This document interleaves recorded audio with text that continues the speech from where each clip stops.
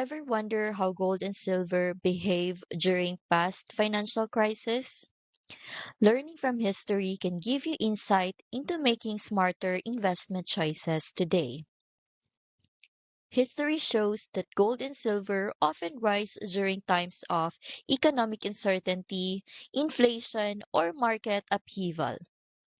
The Why Precious Metals Guide explains that past bull markets and crisis periods provide valuable lessons for understanding how these metals react under stress.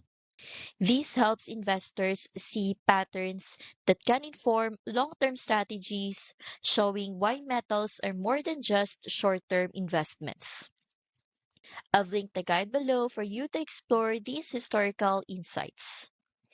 This is one of 8 PDFs in the free Gold RA Ultimate Guide bundle, alongside titles like Digital Dollar Report and Silver Scheme Report, designed to give you clear, practical guidance for retirement planning.